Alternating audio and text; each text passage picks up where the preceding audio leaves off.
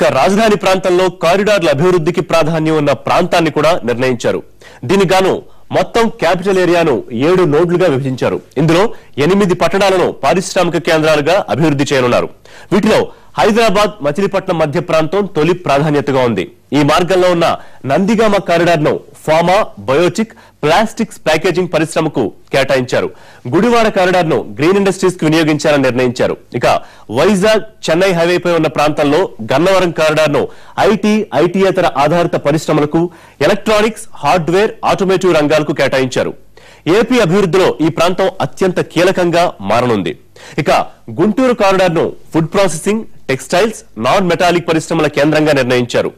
గుంటూరు ప్రాంతంలో ఇప్పటికే కోల్డ్ స్టోరేజ్లు ఇబ్బడిముబ్బడిగా ఉండడం కలిసొచ్చే అంశం. కోల్డ్ స్టోరేజ్లతో పాటు ఫుడ్ ప్రాసెసింగ్ యూనిట్లు కూడా ఇక్కడ రానున్నాయి.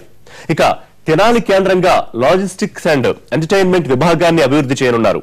సత్తెనపల్లిని పర్యాటక, విజ్ఞాన కేంద్రంగా అభివృద్ధి చేయనున్నారు. నూజివీడు వ్యవసాయ, పారిశ్రామిక రంగాల పరిశ్రమలకు కేంద్రంగా మారబోతోంది. ప్రస్తుతం ఉన్న పరిశ్రమలను ఆధారంగా చేసుకునే వీటిని ఎకనామిక్ క్లస్టర్లుగా అభివృద్ధి చేయనున్నారు. ఇందులో విజయవాడతో పాటు రాజధాని నగరం బిజినెస్ ట్రేడింగ్ హబ్ గా, వ్యవసాయ, సాఫ్ట్వేర్ రంగాలకు కేంద్రంగా మారనుంది. తుళ్లూరుకు సమీపంలో ఉన్న అమరావతి సాంస్కృతిక, సంప్రదాయ కేంద్రంగా వర్ధిల్లుతుందని సర్కారు అంచనా వేస్తోంది.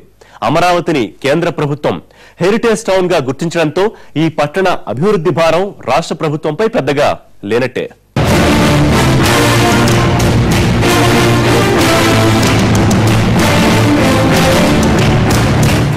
రాజధాని పరిధిలో కాలుష్యాన్ని తగ్గించేందుకు కృష్ణానది ద్వారా జల రవాణాకు అధిక ప్రాధాన్యమివ్వాలని మాస్టర్ ప్లాన్ లో ప్రతిపాదనలు సిద్దమయ్యాయి.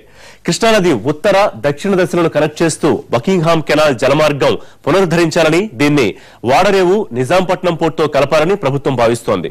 ప్రకాశం బ్యారేజీ దిగువకు జలమార్గాన్ని ఏర్పాటు చేయడం ద్వారా మచిలీపట్నం పోర్టుకు సరుకు సరఫరా చేసే అవకాశాలున్నాయి. ఇక రైళ్ల రవాణాకు సంబంధించి ప్రస్తుతం ఉన్న రైల్ నెట్వర్క్ ను పరిరక్షిస్తూనే విజయవాడ, హైదరాబాద్ రైలు మార్గంలో హై స్పీడ్ రైళ్లను నడపనున్నారు. National high speed rail network లో భాగంగా విశాఖ, చెన్నై మార్గాన్ని అభివృద్ధి చేయడం మరో ప్రతిపాదన. ఏపీ రాజధానిని బెంగళూరుతో కలుపుతూ రాజధాని నగరంలో హై స్పీడ్ రైల్ టెర్మినల్ ఏర్పాటు కానుంది. క్యాపిటల్ సిటీని చుట్టుపక్కల పట్టణాలు కలుపుతూ రైల్ నెట్వర్క్ ఏర్పాటు చేయనున్నారు. నందిగామ, సత్తెనపల్లి, గుడివాడ, తెనాలి మార్గంలో కొత్త రైల్వే లైన్లు నిర్మించనున్నారు.